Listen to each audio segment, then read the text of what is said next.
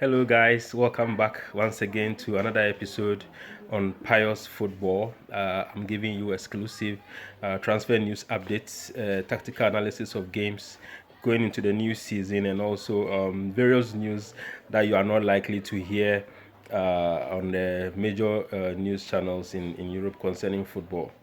So now the first thing I want to talk about is the deal that Manchester United is looking to make for Hojlund, the Danish striker, 20-year-old Atlanta striker.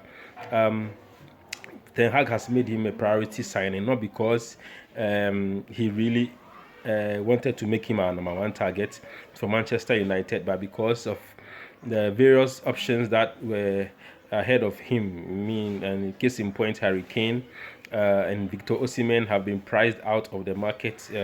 Daniel Levy is unwilling to do business with Manchester United because he believes he will be strengthening a rival, which I think is weird because I don't think Tottenham Hotspur are in any position to be rivaling Manchester United for anything.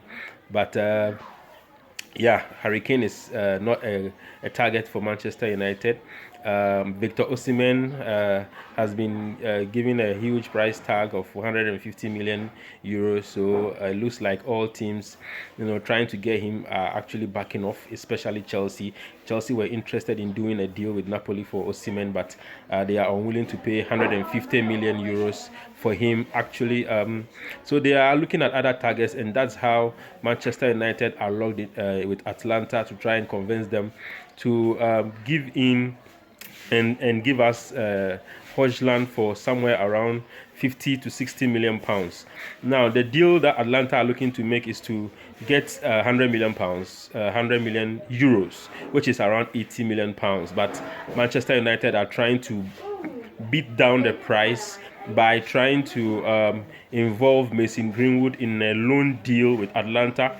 Atlanta are interested in Mason Greenwood. They like the idea of having Greenwood playing for them. And Mason Greenwood is also interested in kickstarting his career once again out of the English press and trying to sort of build his career out of the noise in England. So I think that it's going to be an interesting deal if it can be made. Atlanta are already, new are not new to United negotiations. They had contact when they negotiated for the deal for Amad Diallo back in 2020 or 21, I think. So there is a history there between the two clubs to try and sort of get over the line with the deal, but it's going to be tough for Manchester United. So let's see how it goes. Now, another deal I like to talk about is Mason Greenwood going to Atlanta. Marino, as I said in my last episode, was interested in him, but it looks like Atlanta are showing the most interest. And I told you earlier before that Roma came out with information that they are not interested in Greenwood, which was weird because their manager called Greenwood on phone. So I think Atlanta would probably get Mason Greenwood. Juventus were interested in Greenwood, but Greenwood prefers Atlanta because he believes that it is a place where he can actually play without any pressure, and I think that move will be good for him, and United can capitalize on that deal to try and lower the asking price for Hojlund, and then maybe we can get our number two striker target for the summer, and I think that would be okay for us since Anthony Martial is not looking to move, and we don't have any offers for Martial at the moment. Now, I'd like to talk about Romeo Lavia. It's an interesting case of this Southampton midfielder. He is very talented. Obviously, he came from the Manchester City Academy, and when he left to Southampton, there's a buyback clause of 40 million pounds. So Southampton are looking to get 50 million pounds for him, so that at least they'll be able to make some profits because they have a sort of percentage they have to pay to Manchester City. Now, Manchester City have first refusal over the deal. But teams like Liverpool and Arsenal are hovering around Lavia and try to see if they can negotiate a lower transfer for the young dynamo. Liverpool have so far shown the most interest in getting him, but Liverpool have already invested in Dominic Szoboszlai and McAllister. So they are looking to try kind of sell some midfielders before they can actually go on and make another bid of around 50 million pounds. I mean, Southampton know that the boy is very highly rated and the teams are interested in him. So they are not willing to lower their asking price of 50 million pounds. So let's see how that goes. It will be interesting to see where Lavia ends up. I'm tipping him to end up probably at Liverpool at the moment, because Chelsea are looking at Gabriel Veiga and Moises Caicedo.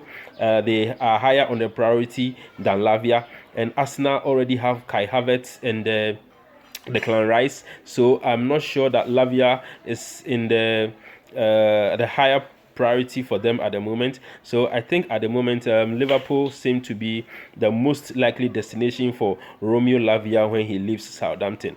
Now I'd like us to talk about this interesting news that just came out this afternoon, that Haaland, the goal king, the record breaker of this last season, is actually now the face or the cover of FIFA 2023.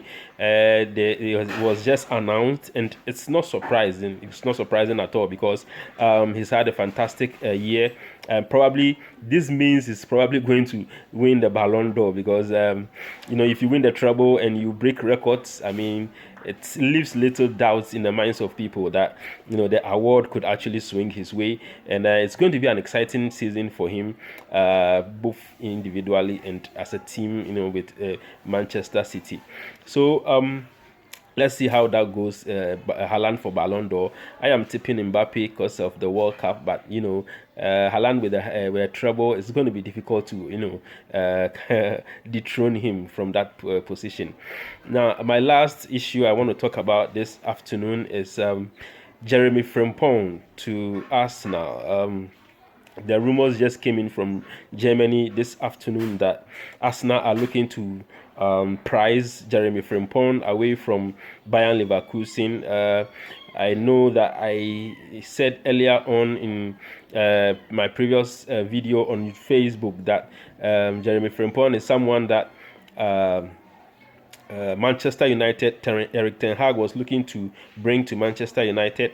But looking at how Aaron Wan-Bissaka's season has gone, I mean, he's been hugely successful. He's improved a lot. So, and Diogo Dalot also signed a new contract. So it means that the options at right back at Manchester United are not available. No available slots for Jeremy Frimpong to be brought in. No chance he's going to come in unless a very good bid comes in for Wan-Bissaka. I don't see us going for Jeremy Frimpong, and that leaves us now, having the freeway to kind of negotiate a deal with Bayern Leverkusen. I said in my earlier episode that Arsenal are trying to find a right back. They have had a deal for the Dutch defender. He